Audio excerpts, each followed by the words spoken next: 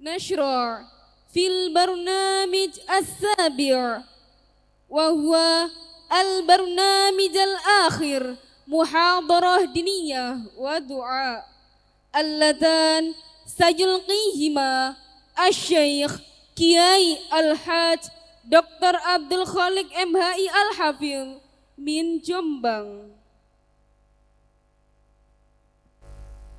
Leading the last agenda are religious lecture and prayers that will be delivered by respectable to Dr. Kiai Haji Abdul Khaliq Hasan MHI Al-Hafidh, the advisor of Islamic Boarding School Al-Amanah Bahrul Ulum from Jombang.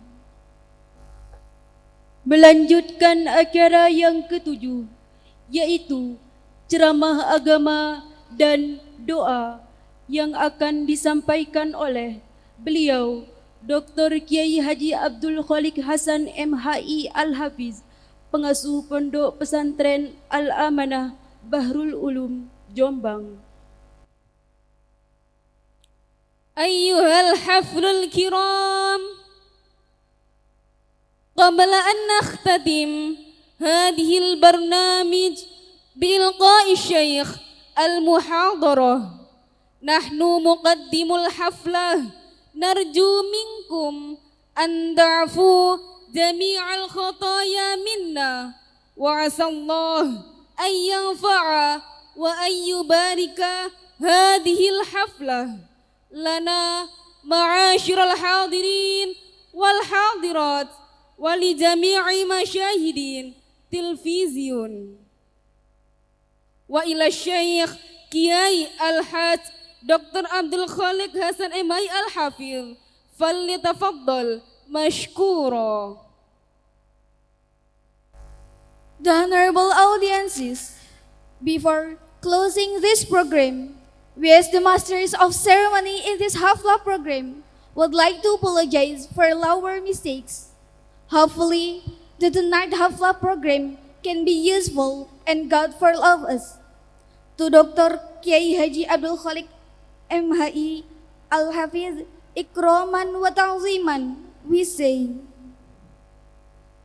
Peserta haflah yang kami muliakan, sebelumnya kami selaku muqaddimal haflah, jika terdapat kesalahan mohon maaf.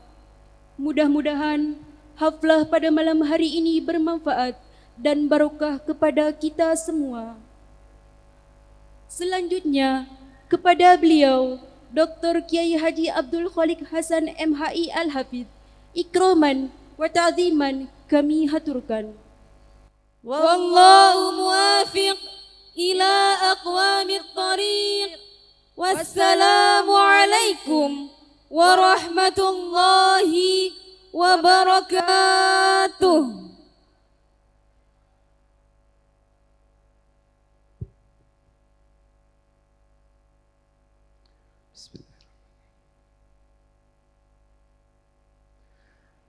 Assalamualaikum warahmatullahi wabarakatuh.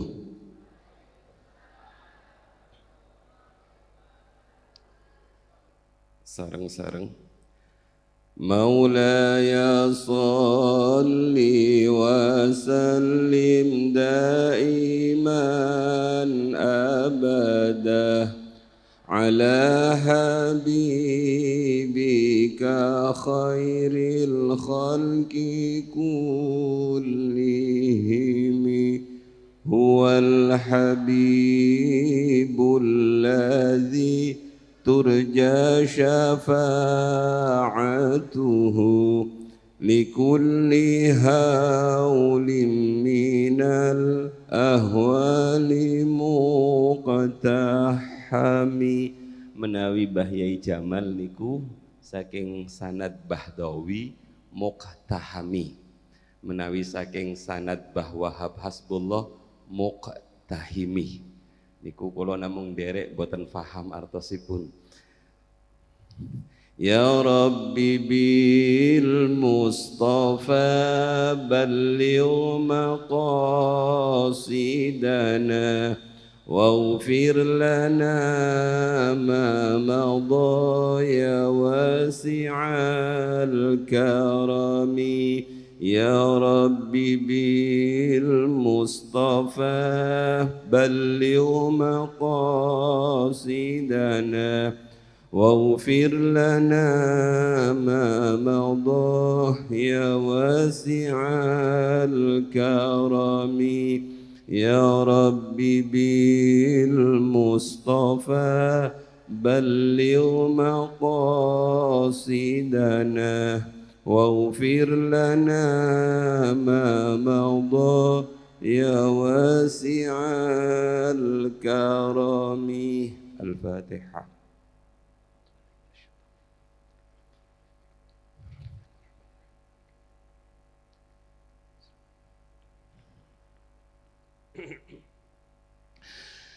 بسم الله الرحمن الرحيم.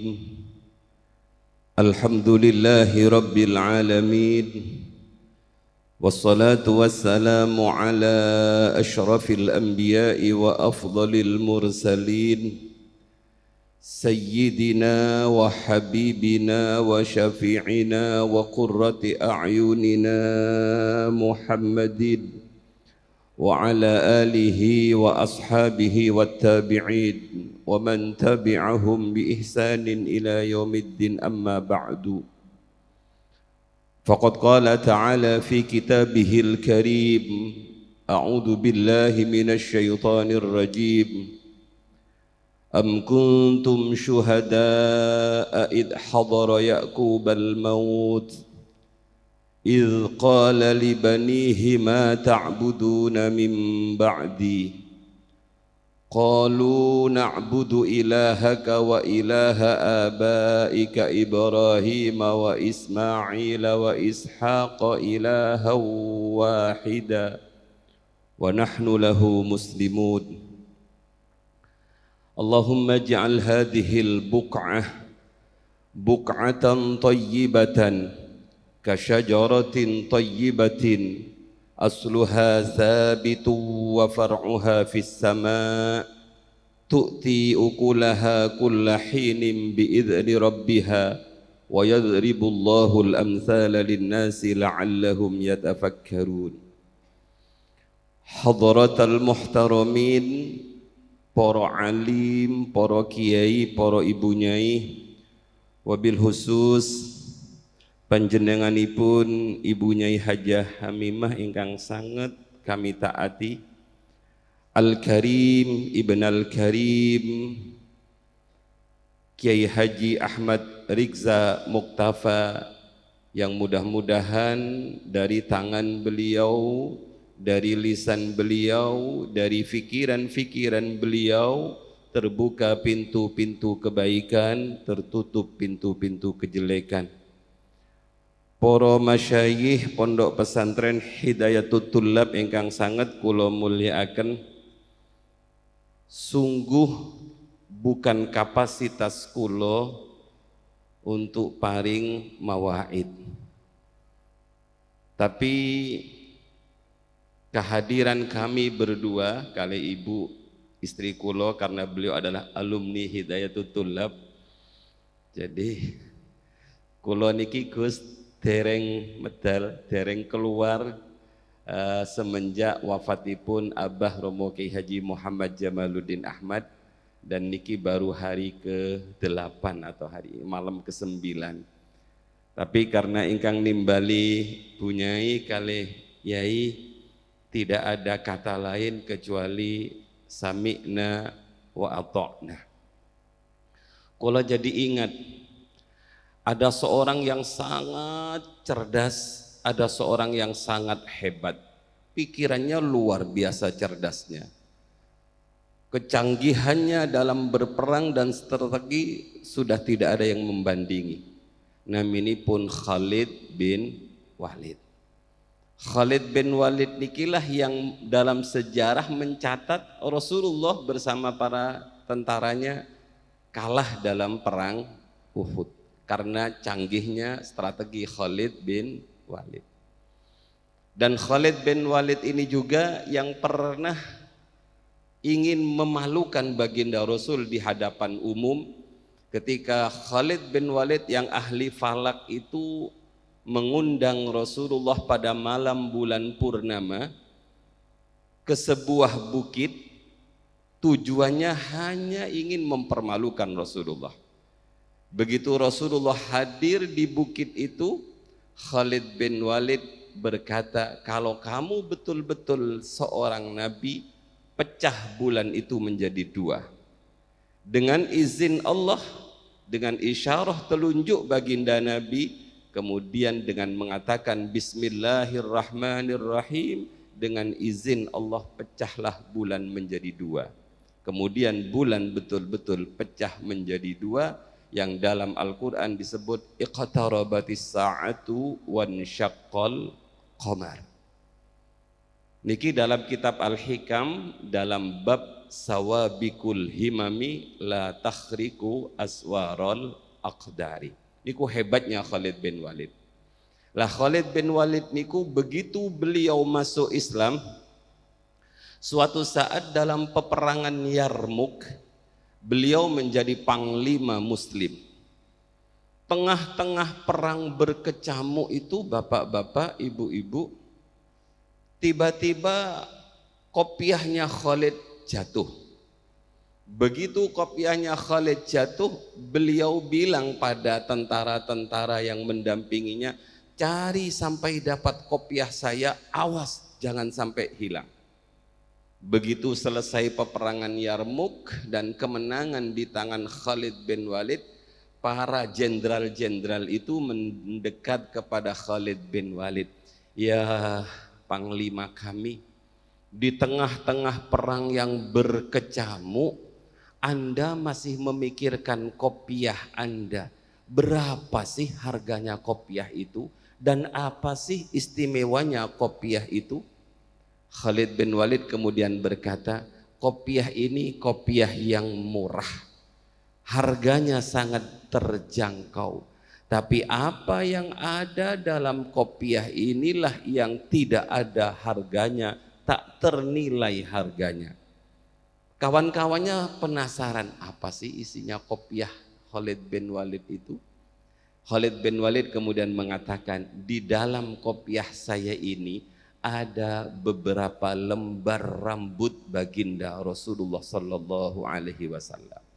Kemanapun saya pergi, peperangan apapun yang saya ikuti, selagi kopiah ini menempel di kepala saya, maka tak ada sedikit pun rasa gentar dalam diri saya karena rambut Rasulullah bersama saya. Kulo dan istri kulo hadir ke majelis yang mulia ini hanya semata-mata tabarruk, ngalap barokah kepada Mbah Yai Yasin. Jadi kulo boten berniat mawaid, nopo malih niki yang asalnya adalah guru kulo, Profesor Dr. Kiai Haji Said Akil Sirot. Beliau guru kulo ketika di S2 Malang. Jadi ingat Gus, tidak bisa wudhu, tayamum pun boleh. Jadi kalau beliau wudhu, kulo tayamum. Tayamumnya karena luka-luka nih. Ataupun bahasanya anak-anak di belakang, tidak ada rotan, ilalang pun jadi. Jadi kulo niku sama sekali tidak berniat ngaji, tapi niat kulo ziarah ke makam beliau, kemudian tabarruk kepada Yai Riksa, tabarruk kepada Bu Nyai dan para murid-muridipun Yai. Mugi-mugi kulo dan istri kulo tetap diakui sebagai murid beliau, sebagai pecinta beliau, dan mudah-mudahan dengan kemuliaan Pondok Hidayatul Tullab niki, anak-anak kulo didadosaken mirip-mirip dengan Mbah Yai. Kalau sama niku susah, sebab beliau adalah Sayyid Kutubnya Indonesia. Beliau ini pengarang kitab yang luar biasa, dereng wonten. Lah alhamdulillah kulo setiap ngaji Ramadan tinggal maos Gus. Saniki kulo lagi bingung niki ditangleti badhe ngaos nopo, saking peduk dereng wonten. Jadi harus berjumpalitan Kiai. Beliau betul-betul nasrul ilmihnya luar biasa. Jadi ngapunten MC tadi mengatakan mau idoh sanis kulo namung tabarruk, ikut-ikut, mudah-mudahan beliau tersenyum dengan acara ini. Amin Allahumma amin. Bismillahirrahmanirrahim.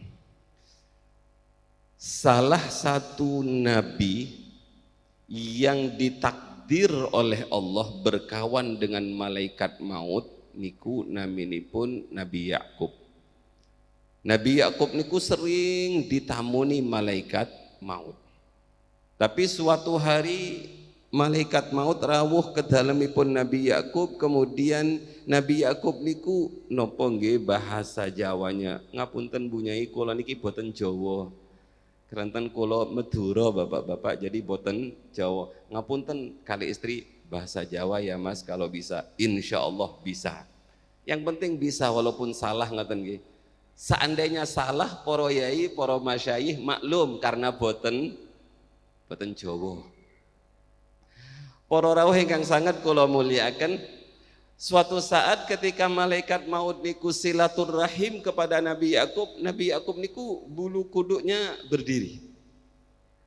Akhirnya beliau memberanikan diri bertanya, Kang, kedatanganmu hari ini kok kayaknya beda dengan kedatanganmu yang kemarin-kemarin. Emangnya kenapa? Kalau kemarin-kemarin kamu datang saya biasa-biasa saja, tapi hari ini kedatanganmu membuat bulu kuduk saya berdiri semua. Dek, saya datang memang menjalankan tugas. Kalau kemarin kan sekedar silaturahim. Loh, mau menjalankan tugas?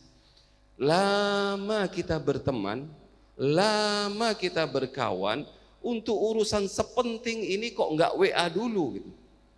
Untuk urusan sepenting ini kok enggak SMS dulu, kasih kabar biar saya bisa persiapan. Jadi jangan berharap kita dapat bocoran kapan kita mati. Wong Nabi Yakub yang kawan karibnya malaikat maut saja itu enggak dikasih bocoran. Para rawuh ingkang sangat kula mulyakaken, dialog dipercepat kali Nabi Yakub sambil berkata, kurang berapa menit lagi saya meninggal? Ya kira-kira 2 menit lagi. Bapak-bapak wali santri ingkang sangat kula mulyakaken, menawi panjenengan paham waktu kita hanya tinggal menghitung detik, maka pasti kita akan melakukan sesuatu yang paling bermanfaat. Ternyata yang dilakukan oleh Nabi Yakub bukan membagi warisan. Yang dilakukan Nabi Yakub bukan menggelar sejadah untuk sholat. Yang dilakukan oleh Nabi Yakub bukan wiritan dan lain sebagainya. Tapi yang dilakukan oleh Nabi Yakub mengumpulkan seluruh anak-anaknya. Di depan anak-anaknya beliau berkata, wahai anak-anakku, sebentar lagi bapak mati. Kalau bapak mati, kira-kira bagaimana ibadah kalian? Ini diabadikan dalam Al-Quran. Am kuntum syuhada'a idh hadara Ya'qubal maut idh qala li banihi ma ta'buduna mim ba'di. Yang harus difikirkan oleh orang tua yang hebat adalah berpikir bagaimana ibadah anaknya pasca beliau sowan kepada Allah. Dan ini sudah difikirkan oleh Mbah Yai, karenanya beliau membuat madrasah yang spesialis ibadah, spesialis fikih. Sebab al-fikhu itu al-ilmul ladzi yusahhihul ibadah. Ilmu yang menjadikan ibadah kita sah itu adalah fikih. Ini menjadi pertimbangan yang luar biasa oleh Mbah Yai Yasin.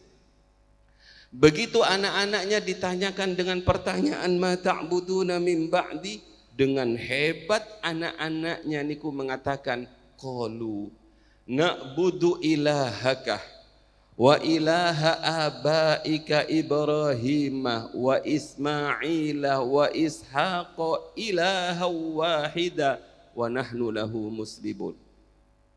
Pertanyaannya yang muncul, kenapa anaknya enggak cerdas menjawabnya? Kenapa enggak langsung saja na'budu ilaha wahida? tapi masih nyangkut ilahaka wa ilaha abaika Ibrahim wa Ismail wa Ishaq, kemudian ilahan wahida wa nahnu lahu muslimun. Pelajaran yang saya ambil dari seperti Mbah Yai Yasin, Mbah Yai Jamal, penyebutan ilahakah, ilaha abaika, leluhur-leluhurmu itu mengajarkan kepada kita bahwa ibadahnya anak cucu itu tidak boleh berbeda dengan tata cara ibadah leluhurnya. Kalau leluhur kita ahli ziarah kubur, kalau leluhur kita ahli manakipan, kalau leluhur kita ahli yasin tahlil, maka kita sepinter apapun tidak boleh berselisih berbeda ibadahnya dengan leluhur kita. Ilahaka wa ilaha abaika Ibrahim wa Ismail wa Ishaq ilahan wahida.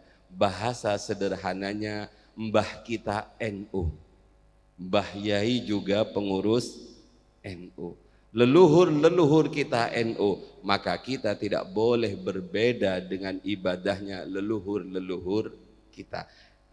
Niku yang pertama. Ingkang nomor kalih, suatu saat baginda Nabi Muhammad sallallahu alaihi wasallam pamitan kepada istrinya yang bernama Sayyidah Aisyah. Dek, kalau boleh saya mau ke masjid. Mbah Yai riyin niku badhe teng masjid niku pamit. Kadang-kadang sakniki pergi sampai setengah hari boten pamit kepada istrinya. Betapa Rasulullah yang antara rumah dan tempat masjidnya niku dempet, keluar dari rumahnya beliau pamit kepada Bunyai. Dek, saya mau ke masjid kalau boleh. Kata Sayyidah Aisyah, malam-malam seperti ini dingin, kamu mau ke masjid? Ya enggak apa-apalah, silahkan. Akhirnya Rasulullah ke masjid, ibu-ibu, bapak-bapak. Ternyata keasikan Rasulullah di masjid. Pertengahan malam saya intip Rasulullah masih ruka'an sujjadan. Sepertiga malam akhir Rasulullah masih ruka'an sujjadan. Sampai menjelang akhir malam niku Rasulullah masih ruku, Rasulullah masih sujud. Sampai datang waktu subuh, Bilal datang menemui baginda Rasul. Ya Rasulullah, mohon maaf ya Rasul, ini waktu subuh sudah masuk, panjenengan dirantos ngimami.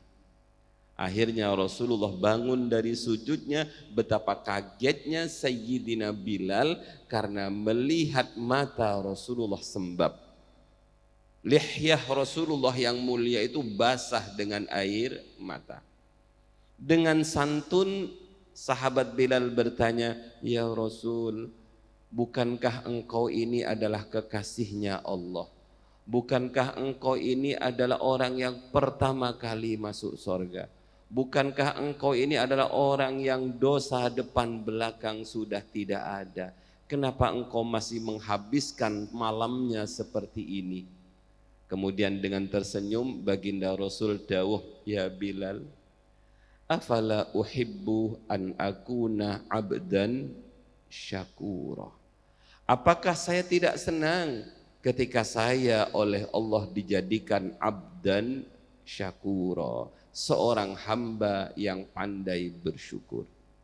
Karenanya ada pertanyaan ketika ayat Isra Mi'raj niku, subhanalladzi asra bi 'abdihi, bukan subhanalladzi asra bi nabiyhi, bukan subhanalladzi asra bi habibihi bi khalilihi, tapi subhanalladzi asra bi 'abdihi. Karena kata abd inilah yang paling disenangi oleh baginda Rasulullah. Dan dalam dunia tasawuf, derajat yang tertinggi dalam perjalanan ruhani seorang sufi apabila dia sudah sampai pada yang disebut sidqul ubudiyah, kebenaran dalam menghamba. Dan Rasulullah menyebut dirinya abdan. Ketika para nabi ditanya man anta ya Ibrahim, Ibrahim menjawab ana khalilullah. Nabi Musa ditanya wa man anta ya Musa, Musa menjawab ana kalimullah. Wa man anta ya Isa, kamu siapa Isa? Kata Allah ana ruhullah. Begitu giliran Nabi Muhammad ditanya wa man anta ya Muhammad, Nabi Muhammad mengatakan anal yatim wa ana abduka. Saya adalah anak yatim dan saya adalah pesuruhmu, saya adalah budakmu, saya adalah hambamu. Inilah yang diajarkan dalam pesantren ketika seseorang itu menempatkan diri sebagai hamba dari gurunya. Sebagaimana yang pernah disampaikan oleh Sayyidina Ali, Nabi mengatakan ana madinatul ilmi wa ali babuha. Saya adalah kotanya ilmu, enggak mungkin kamu bisa masuk ke dalam kotanya ilmu kecuali melewati pintunya, dan pintunya kotanya ilmu itu adalah Sayyidina Ali. Lah Sayyidina Ali pernah dawuh ana abduman allamani walau harfan. Saya siap menjadi budaknya guru saya sekalipun dia mengajar saya hanya satu huruf. Berapa banyak ilmu yang diajarkan oleh para masyayikh, berapa banyak ilmu yang diajarkan oleh Bunyai, berapa banyak ilmu yang diajarkan oleh Al-Karim Ibn Al-Karim Kiai Haji Ahmad Rikza Muktafa. Maka kita para muridnya ini sesibuk apapun, serepot apapun, kalau ditimbali oleh guru pasti kita tidak akan mengatakan sami'na wa asoina, tapi pasti kita akan mengatakan sami'na wa atokna, dan itu tidak ada kecuali hanya di pesantren. Makanya pesantren itu sampai kapanpun pasti akan menjadi model pendidikan terdepan. Para rawuh ingkang sangat kula muliakan. Yang kedua, Nabi menyebut syakuro, seorang yang pandai bersyukur. Para rawuh ingkang sangat kula muliakan, mengingat ini enggak mungkin kita bisa bersyukur kepada Allah kalau kita tidak bersyukur kepada manusia. Dan manusia yang wajib kita syukuri adalah guru kita, kiai kita, bunyai kita, masyayikh kita, orang tua kita. Sebab malam yashkurin nas lam yashkurillah. Tidak akan kita bisa bersyukur kepada Allah kalau kita belum berterima kasih kepada guru-guru kita. Para rawuh ingkang sangat kula mulyakaken, syakuran. Kula jadi ingat ketika Sayyidina Umar ibn al-Khattab radhiyallahu anhu tawaf mengelilingi Ka'bah. Di depannya ada pemuda yang tampan seperti Gus Rikza Muktafa. Lah, pemuda tampan ini ternyata saat tawaf manasiknya beda dengan Rasulullah. Kalau kita tawaf niku kan putaran pertama doanya sendiri nggih, putaran kedua doanya sendiri, yang biasanya di kalung itu loh Bapak-bapak, dibuka. Putaran keberapa ini ya? Kedua, ini doanya. Putaran ketiga ini doanya. Tapi pemuda ini hanya berdoa dengan doa yang pendek. Allahumma ja'alni minal qalil, Allahumma ja'alni minal qalil, Allahumma ja'alni minal qalil. Ya Allah, jadikan saya golongan minoritas. Ya Allah, jadikan saya golongan minoritas. Di multazam ij'alni minal qalil. Di belakang makam Ibrahim habis salat setelah tawaf, Allahumma ja'alni minal qalil. Sayyidina Umar tidak mengatakan, padahal Sayyidina Umar itu pintar, saking pintarnya ada fikih tersendiri yang bernama fikih Umar. Sayyidina Umar tidak mengatakan bid'ah kamu kok tidak berdoa dengan doa Rasulullah, tapi berdoa dengan doa ngarangmu sendiri. Jadi doa niku ngarang angsal nggih Yai. Boten bid'ah, tidak dibid'ahkan. Akhirnya Sayyidina Umar ingin klarifikasi, Kang, kamu berdoa dengan doa yang tidak diajarkan oleh Rasulullah. Apa sebabnya kamu berdoa seperti itu? Kemudian karena tahu yang bertanya itu adalah Sayyidina Umar, pemuda ini kemudian mengatakan, wahai Sayyidina Umar, saya berdoa seperti ini, kalau salah mohon dimaafkan. Saya hanya mengambil dari Al-Quran, i'malu ala Dawud syukra wa qalilum min ibadiyash syakur. Sedikit sekali dari hamba-hambaku yang pandai bersyukur. Lah mudah-mudahan kita yang hadir di sini menjadi golongan yang sedikit. Amin Allahumma amin. Niku yang kedua. Ingkang ketiga yang terakhir. Abah kula Mbah Yai Jamal niku kalau berdoa niku salah satu doanya ngeten. Allahumma ja'alna minal mu'minina haqqah alladzina idza dzukirallahu wajilat qulubuhum wa idza tuliyat alaihim ayatuhu zadathum imana wa ala rabbihim yatawakkalun alladzina yuqimunas salata wa mimma razaqnahum yunfikun. Niki doaipun Abah dalem Mbah Yai Jamal. Kulo tertarik dengan ayat ini, kemudian kulo membuka tafsir-tafsir yang pernah kulo pelajari alit-alitan ngoten niku. Ada satu kisah seorang yang bernama Hasan Al-Basri. Jadi dalam dunia tasawuf niku, silsilah tasawuf niku pasti melewati dua Hasan.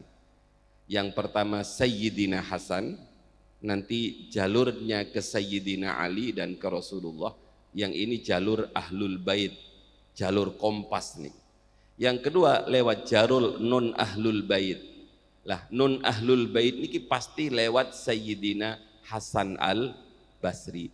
Dan ternyata Sayyidina Hasan Al-Basri niki juga menjadi anak rodok baginda Rasulullah Sallallahu Alaihi Wasallam, karena ketika kecil beliau pernah disusui oleh salah seorang istri baginda Rasul. Sayyidina Hasan yang alim luar biasa, Sayyidina Hasan yang bapaknya orang zuhud itu. Jadi kalau ke atas mencari zuhudnya, zuhud itu adalah Sayyidina Hasan Al-Basri.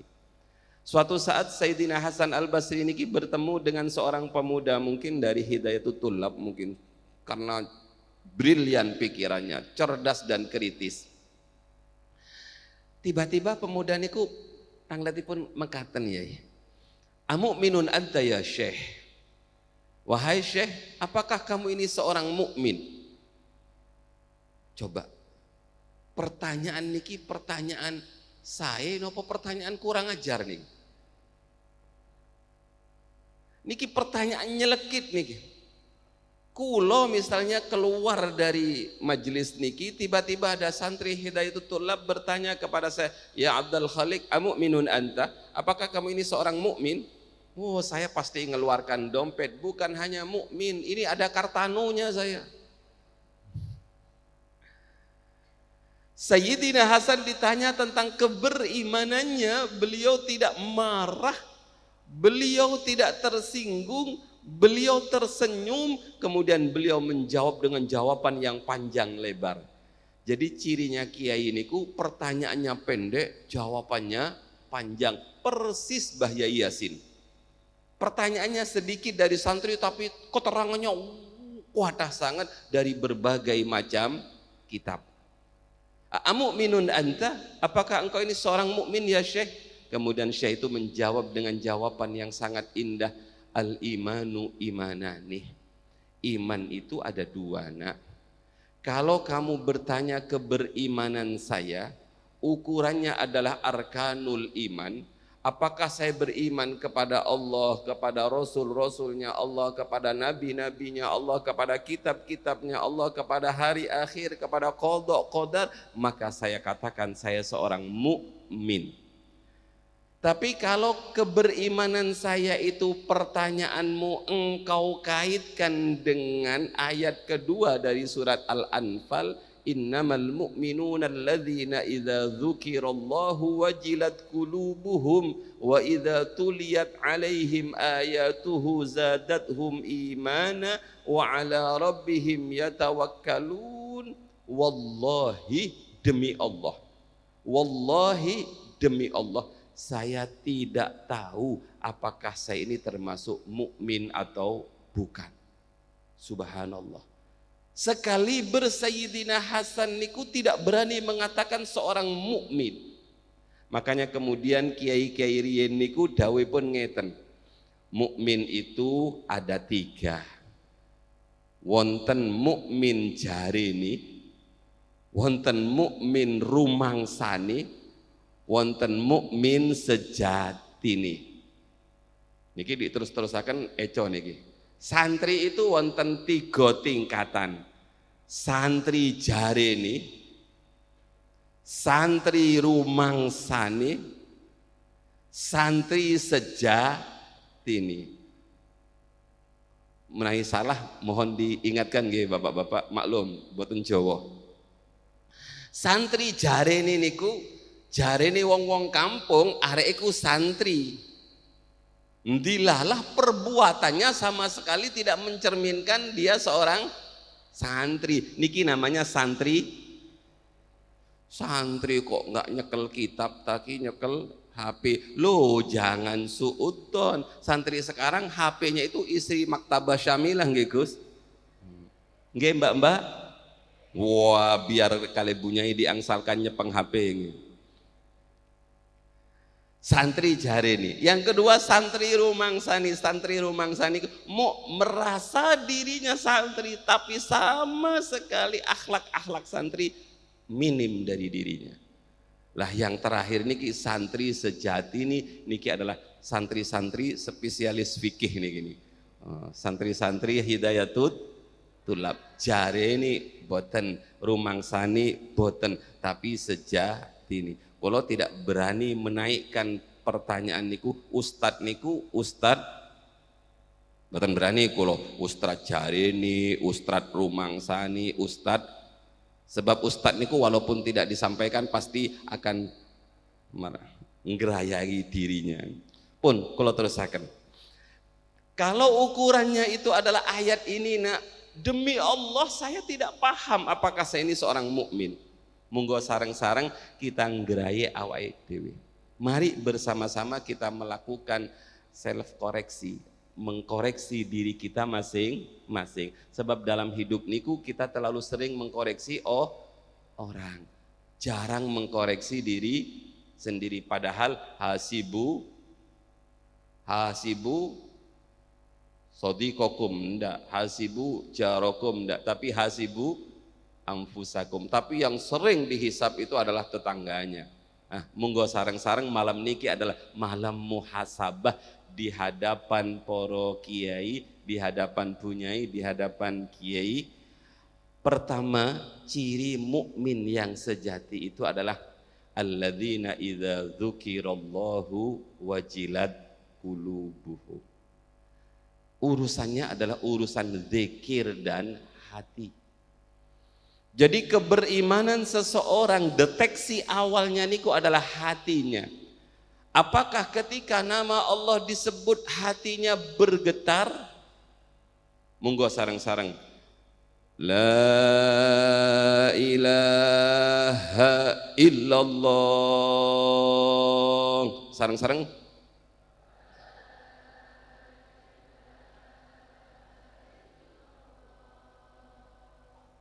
Bergetar nggih hati kita?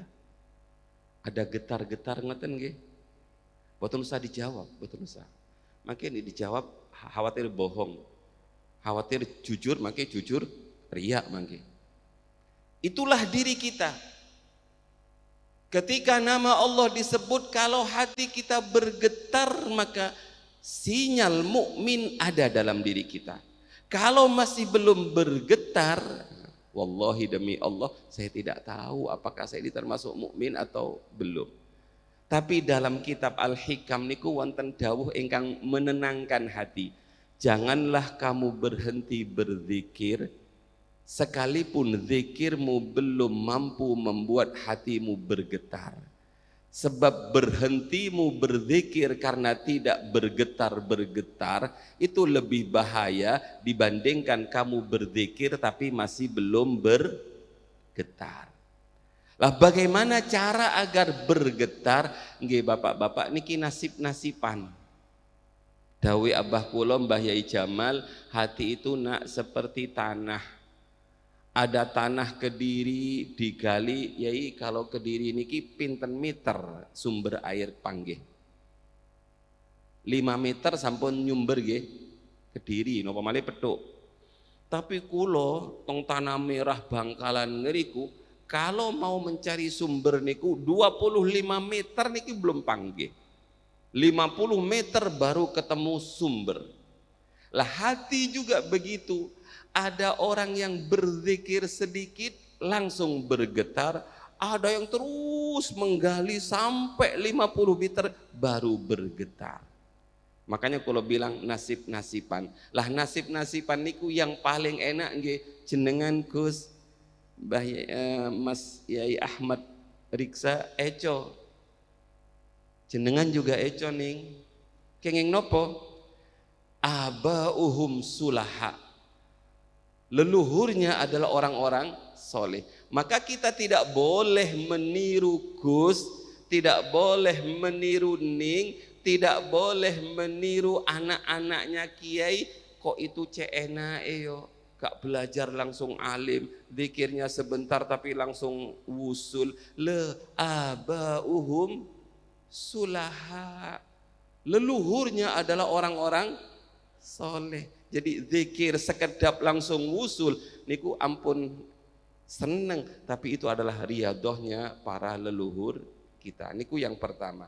Jadi jangan pernah berhenti berzikir, kata Ibnu Athaillah, sekalipun belum bisa bergetar, karena berhentimu berzikir karena nunggu bergetar itu lebih berbahaya dibandingkan kamu berzikir tapi enggak bergetar-bergetar. Insya Allah kalau kita sudah mulai berzikir, suatu saat pasti kita akan menemukan yang disebut dengan wajilat qulubuhum.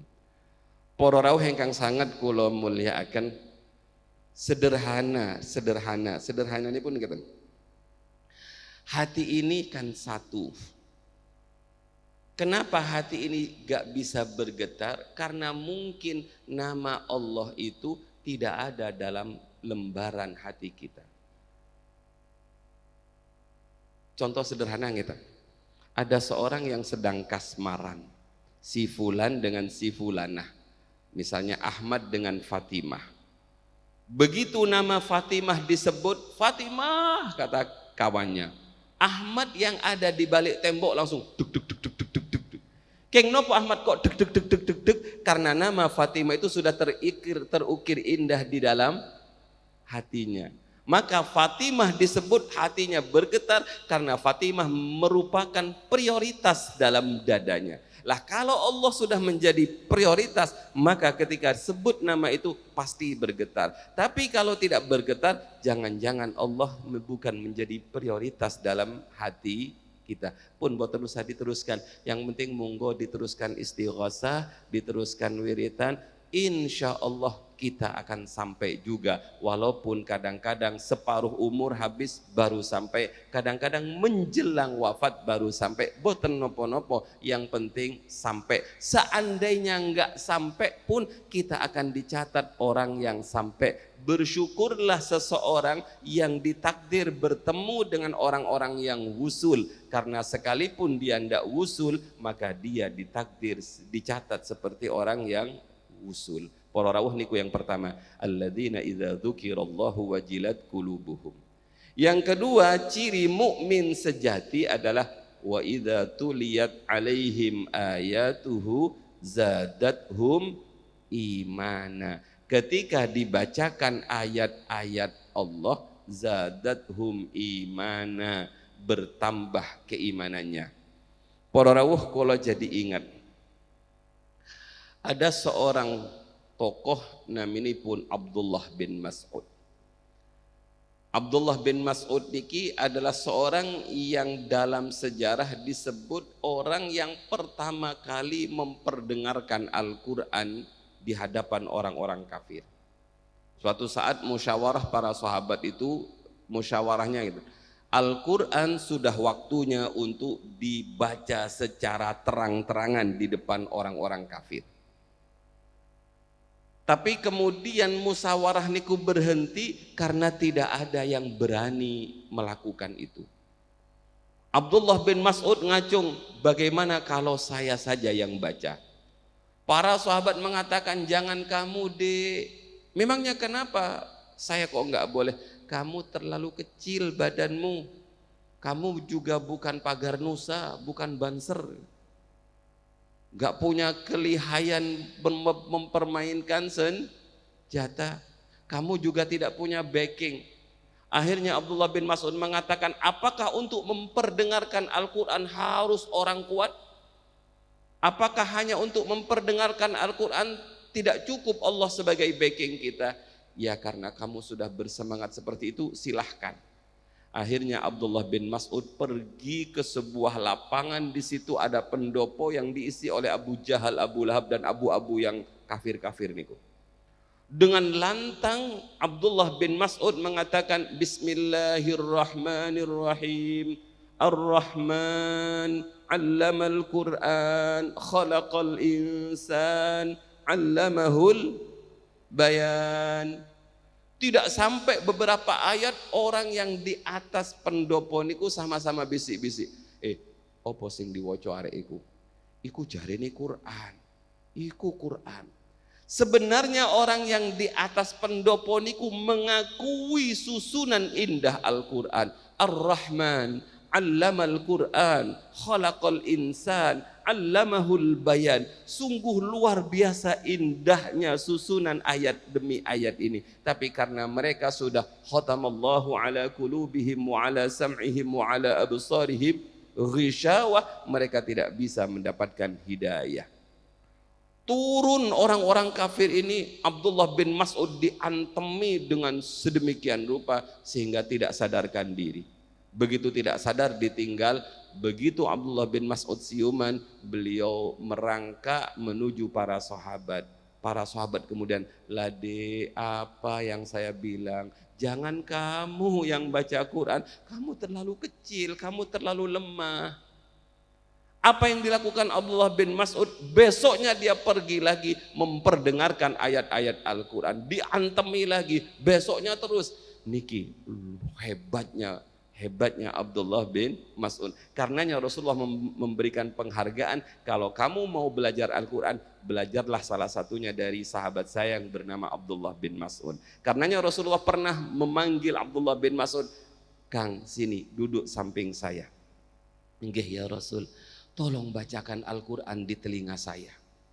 Subhanallah, kata Abdullah bin Mas'ud, ketemu pirang perkoro ya Rasul, saya disuruh maos Quran di samping jenengan, sebab Al-Quran diturunkan kepada panjenengan.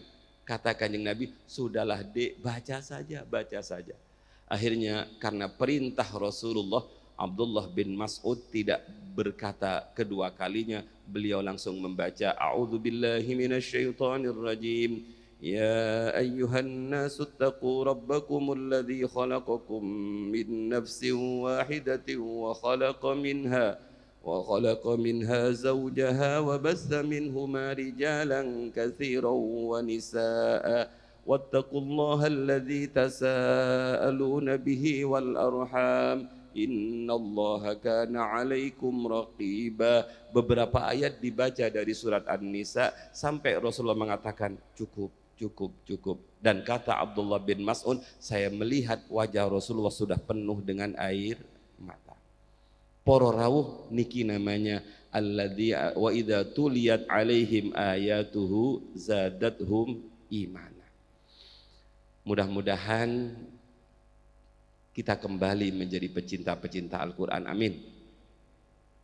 Bukan seperti yang disampaikan, ayo balik nang Al-Quran, karena kita tidak pernah meninggalkan Al-Quran. Kan pernah terdengar slogan, kembali ke Al-Quran. Nggih, silahkan kembali karena kamu sudah terlalu jauh meninggalkan Al-Quran. Saya tidak balik ke Al-Quran karena Al-Quran selalu di samping saya. Niku khasnya jawaban Hidayatul Tulab ngoten niku. Nih boten Hidayatul Tulab boten jawab ngoten niku. Jadi tidak dipermasalahkan ada orang yang bilang, seruan balik pada Al-Quran, monggo balik, alhamdulillah balik, karena sudah terlalu lama meninggalkan Al-Quran. Para rawuh kalau terusaken. Kopinya weco saja niki, tapi kalau boten berani. Bismillahirrahmanirrahim. Nabi kita Nabi Muhammad niku bukan nabi yang cengeng. Nabi kita Nabi Muhammad itu bukan nabi yang gampal wadul. Nabi Muhammad itu dilempar sampai bibir beliau pecah, kepala beliau berdarah, mengucur darah dari sekujur tubuh beliau ketika beliau dilempari oleh orang-orang gendeng niku, ketika beliau diperangkap dalam sebuah jurang, dilempari oleh orang-orang gila. Sampai-sampai malaikat waktu itu berkata, Rasulullah, saya tidak tega kamu dilempar seperti itu. Mohon izin ya Rasul, akan saya cabut gunung Uhud, akan saya cabut gunung itu, akan saya lemparkan kepada mereka. Ben mampus ya Rasul. Kalau jenengan dilempar orang, kemudian ada orang yang menawarkan lemparan yang sama, kira-kira diterima apa boten? Diterima apa boten? Diterima. Sanes santri nih Bahya Yasin. Apa jawabnya baginda Rasul? Cak, kok enggak dari tadi sampean datang? Babak belur seperti ini baru datang koyok polisi India saja sampean itu. Para rawuh ingkang sangat kula muliakan, Rasulullah berdarah-darah. Saking berdarah-darahnya bumi juga mengatakan, ya Allah, kalau sampai darah kekasihmu Muhammad netes ke punggung saya, akan saya telan orang-orang yang ngelempar itu. Marahnya bumi ini didengar oleh Rasulullah. Kinten-kinten nih kula paling tak tetes-teteskan bapak-bapak ben segera dilahap oleh bumi. Begitu Rasulullah mendengar bumi matur ngoten niku, yang dilakukan oleh baginda Rasul bukan lagi menghindar batu. Yang dilakukan oleh baginda Rasul bukan lagi menangkis batu. Yang dilakukan oleh baginda Rasul adalah melihat darah. Begitu darahnya netes langsung ditadai serbannya. Kenapa Rasulullah? Karena Rasulullah tidak ingin orang-orang itu terkena adab. Saniki sedikit-sedikit Allahu Akbar. Kapan at-tahiyatul mubarakatus salawatut thayyibatu lillah? Kapan assalamualaikum warahmatullah, assalamualaikum warahmatullah? Kok enggak sami Allahu liman hamidah ya, terus-terusan Allahu Akbar. Yang dilempar orang Islam, yang ngelempar orang Islam. Orang-orang yang sangat kula muliakan, kula teruskan. Apa jawab baginda Rasul kepada malaikat yang nawari niku? Wahai malaikat, inni lam ub'ats la'anan wala adzaban. Saya diutus oleh Allah bukan untuk melaknat, saya diutus oleh Allah bukan untuk menjadi penyebab turunnya azab, tapi saya diutus oleh Allah rahmatan lil alamin. Ingat, mereka melempar Rasulullah dengan batu sampai Rasulullah berdaya. Apa yang Rasulullah lempar untuk mereka? Doa bapak-bapak.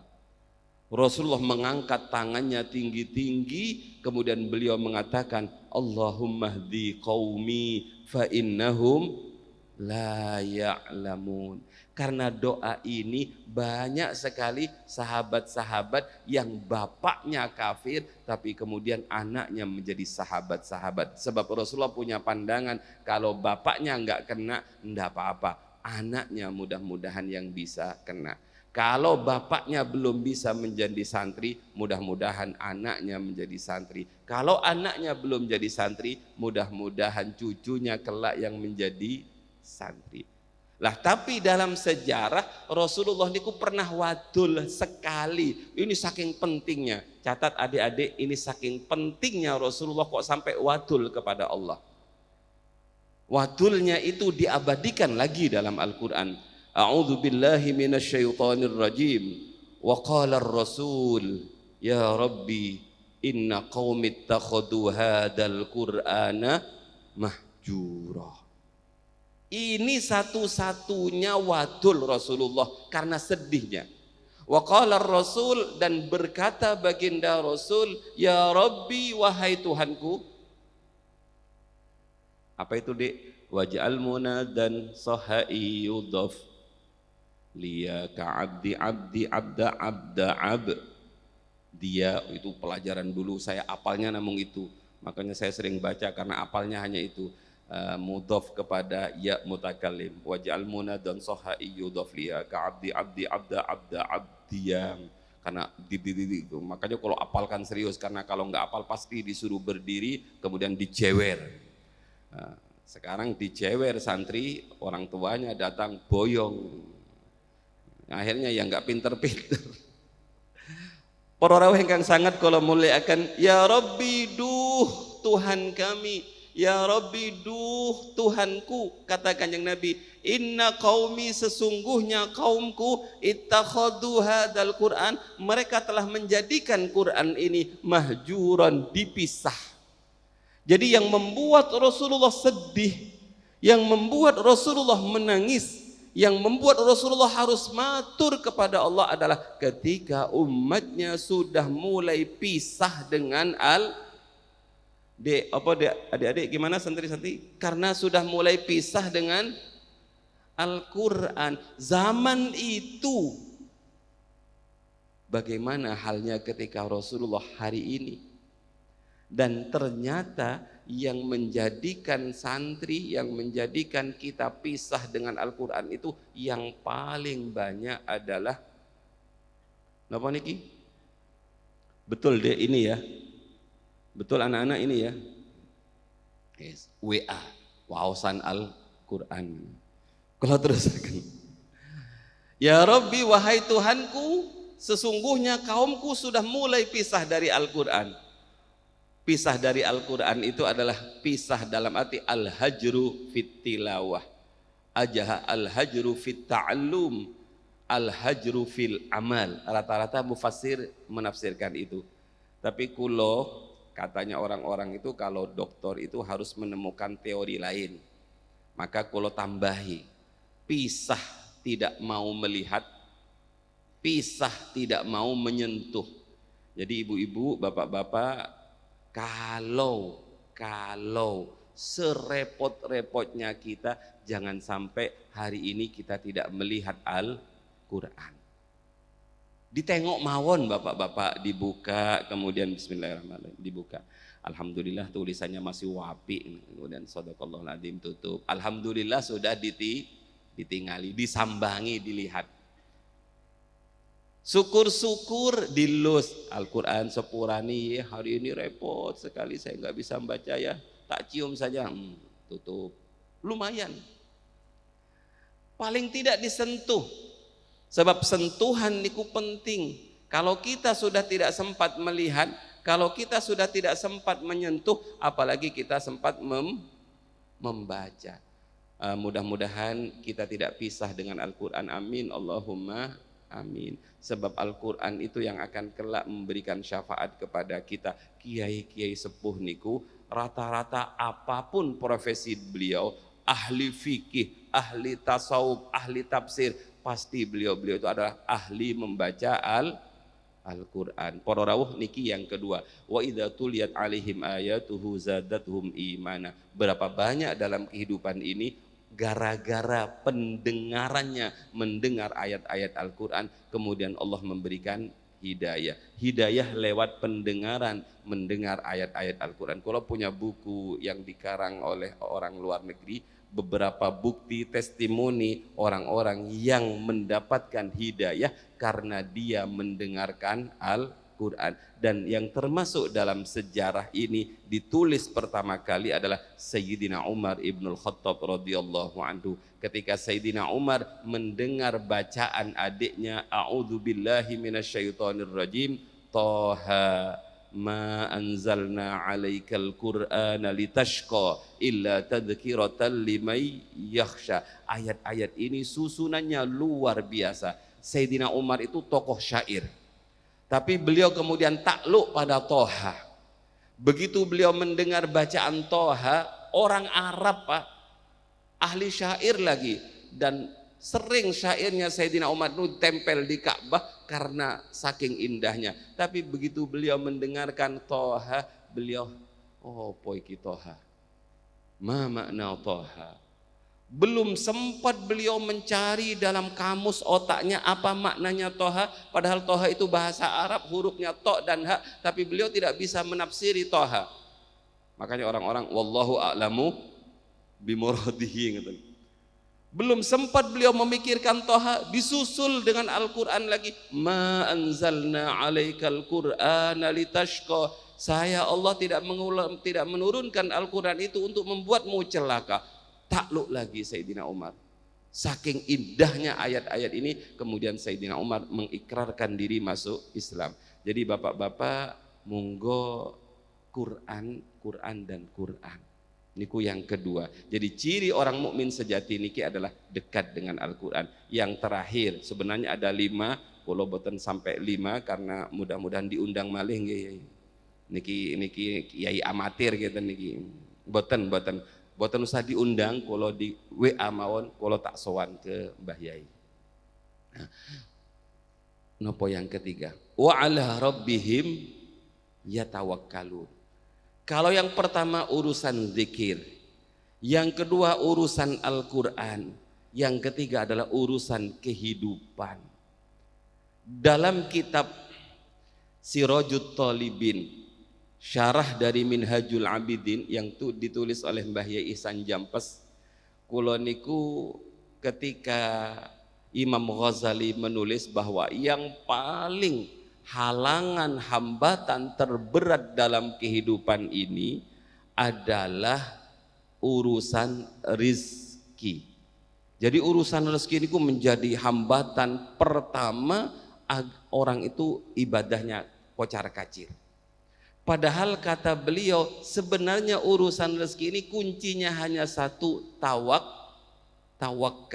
Maka dalam ayat ini wa ala rabbihim yatawakkalun, hanya kepada Tuhan mereka harus berserah diri. Kalau tidak ingin menjelaskan tawakal dengan detail panjang lebar lewat dunia tasawuf, kalau diajari Abah untuk bercerita mawon. Nih cerita ini kan boten mau idoh tapi namung cerita. Suatu saat Kanjeng Nabi dengan Sayyidina Ali jalan-jalan. Begitu jalan-jalan Sayyidina Ali kali Kanjeng Nabi niki ningali burung. Niki teng Sirajut Talibin kalau boten salah. Lah burung niki patah kakinya, sayapnya juga patah. Burung ini kemudian berkicau cuit.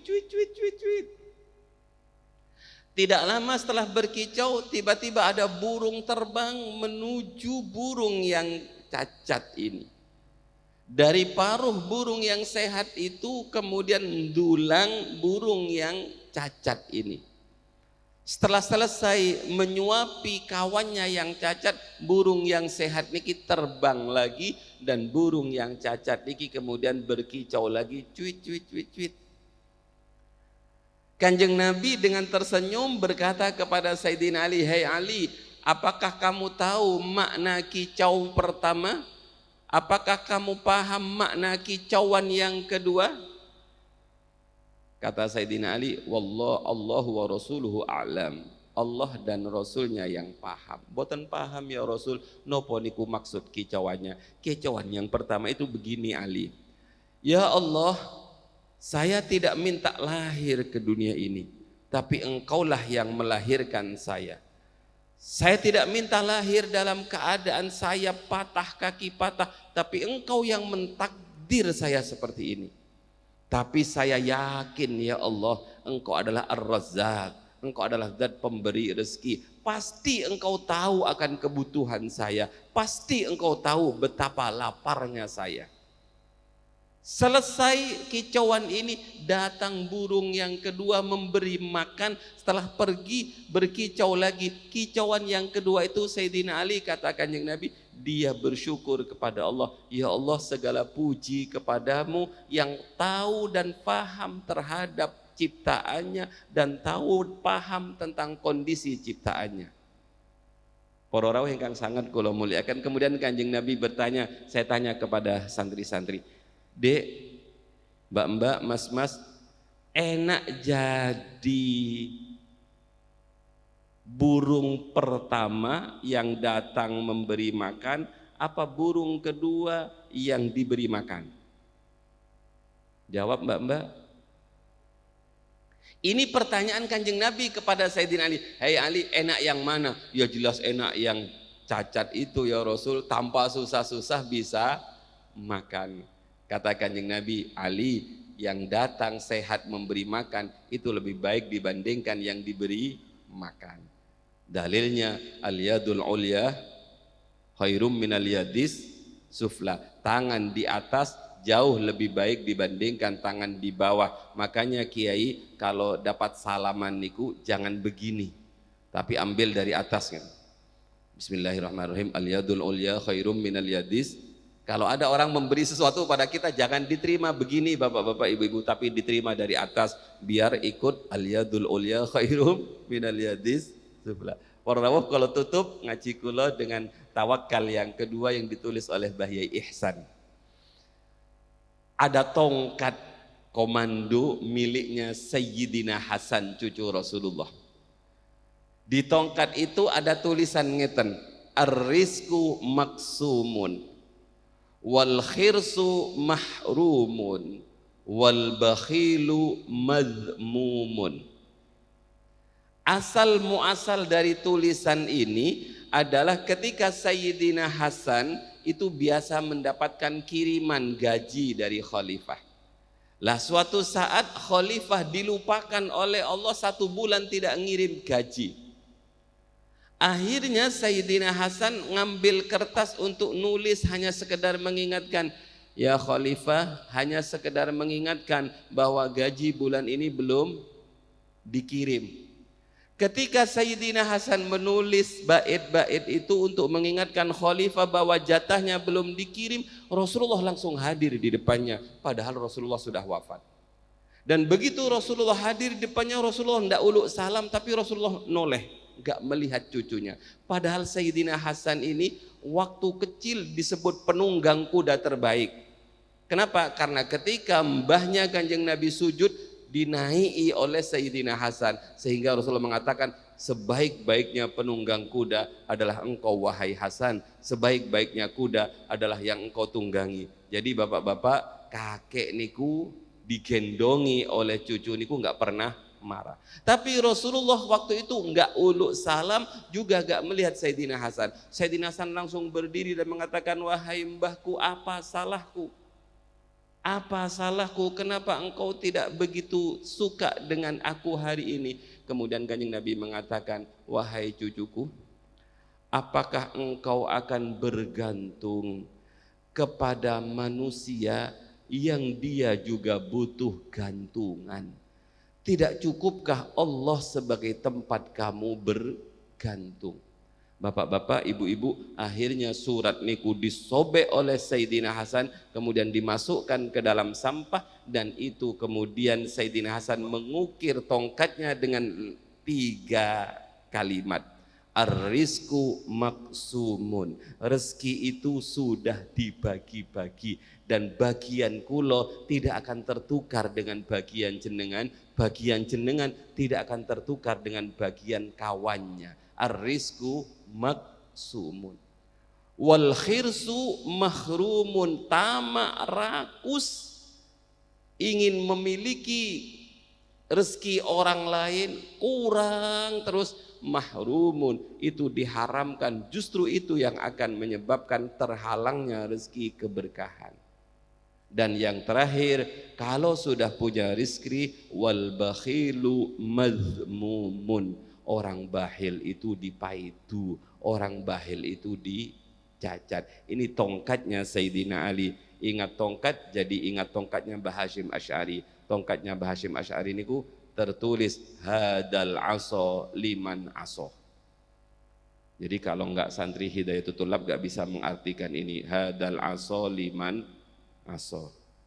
Maksudnya pun adik-adik, tongkat ini akan saya pukulkan kepada santri yang melanggar. Jadi pukul memukul dalam dunia pesantren itu ada sejak zaman Mbah Hasyim, tapi pukulannya adalah pukulan ta'dib, bukan ta'dzib. Pukulan mendidik, bukan pukulan menyakitkan. Alladzina yuqimunas sholata wa mimma razaqnahum yunfikun, sekedar diartikan mawon ciri orang mukmin yang sejati yang keempat adalah alladzina yuqimunas sholata wa mimma razaqnahum yunfikun. Niki sampun jam 1 kirang. kirang 2 jam maksud kula nggih. Kula kinten cukup, mudah-mudahan kita menjadi muqimas shalah. Rabbi ja'alni muqimas shalah, mudah-mudahan kita menjadi wa mimma razaqnahum yunfikun. Para rawuh ingkang sangat kula mulyakaken niki ingkang saged dalem sampaiaken estu menawi napa yang kula sampaiaken niku wonten manfaatnya, semata-mata kula namung digerakkan oleh 2 guru kula. Yang pertama adalah Abah Romo Jamal, yang kedua adalah Mbah Yasin. Tanpa beliau berdua kula tidak bisa apa-apa. Mudah-mudahan kebiasaan hebat yang dimulai almarhum al-maghfurlah Mbah Yasin bisa diteruskan dari tempat ini. Sungguh betul-betul membantu Yai, membantu kados kula yang malas-malas sinau niku. Tinggal baca sudah ada maknanya, tapi kalau maknanya agak sedikit bureng gitu, bingung juga Bapak. Ini maknanya kok agak belureng begini nih. Mungkin kangkang yang makna ini ku rati ngantuk ngoten niku, wah harus lihat kamus. Jadi ini yang terbaik menurut saya. Jadi apa yang terbaik yang dari Hidayatul Thulab niki kula berharap betul bisa dilanjutkan oleh Yai dan oleh para alumni. Mekaten ingkang saged dalem sampaiaken nyuwun agungipun pangapunten Mbah Yai dawuh ngeten, Mbah Yai Zainuddin Jasuli, gurunipun Mbah Hashim, gurunipun Mbah Wahab, gurunipun Mbah Bisri nganjuk dawuh ngeten, ana muballighun wa antum mustami'un wa innamal huda hudallah.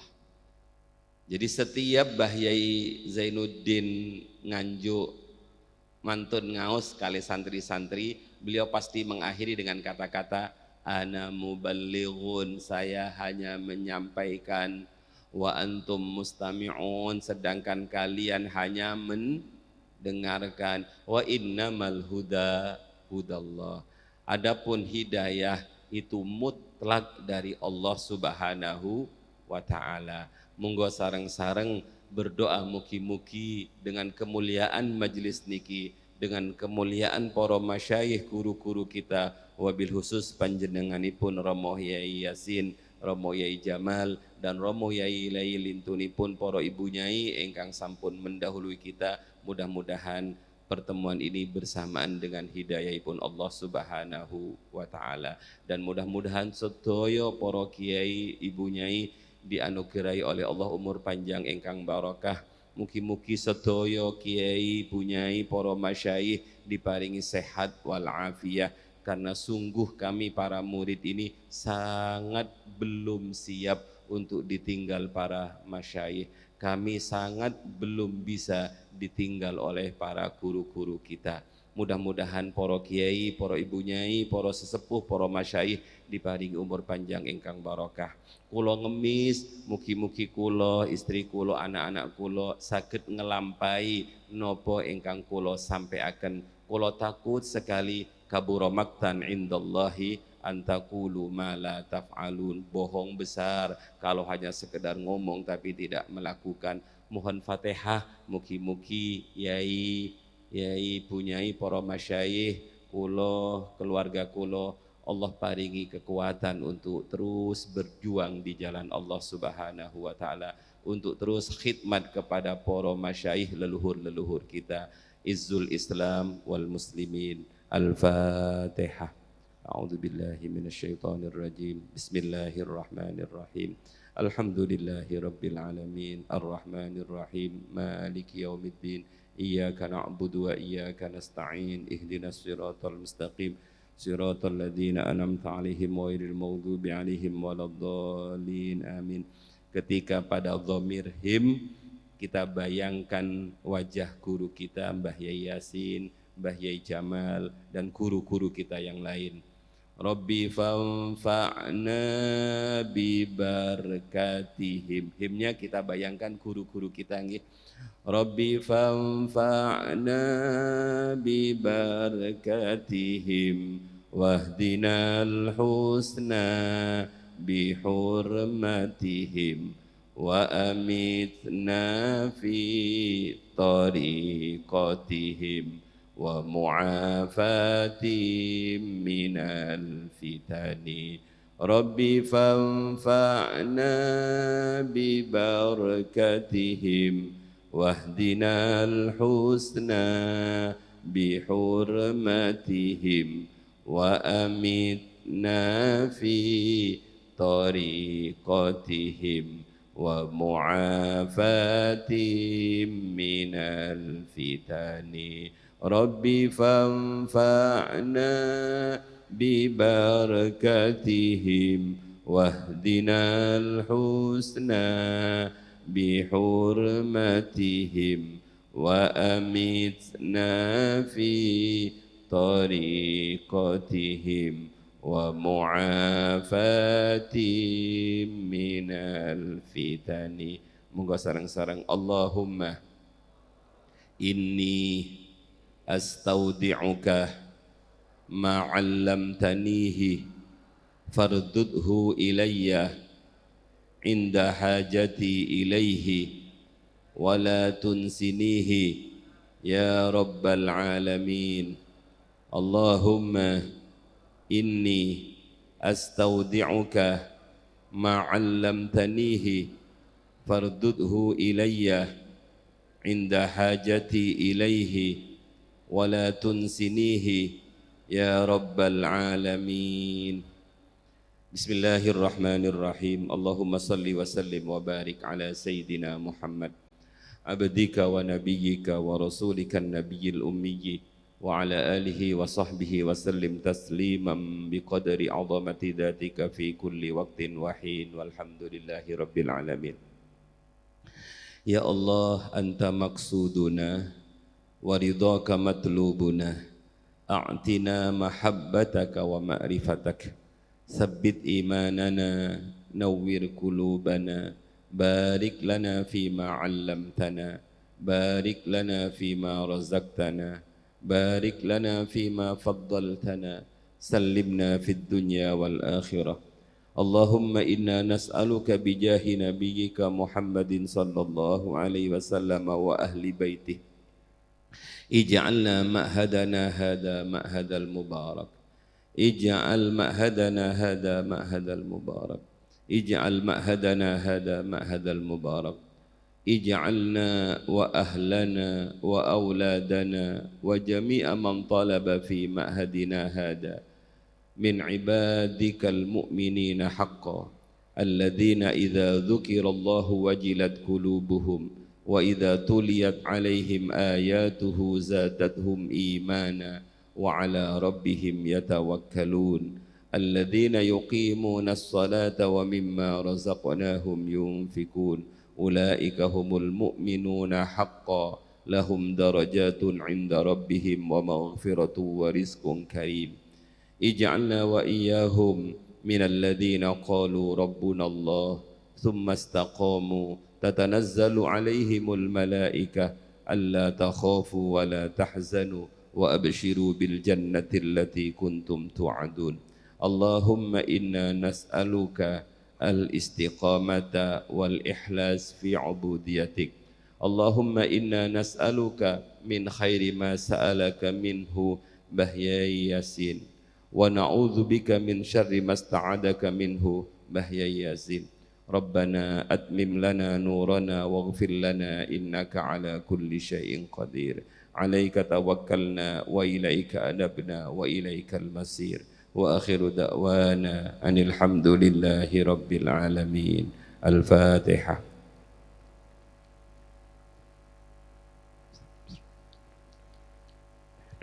Assalamualaikum warahmatullahi wabarakatuh.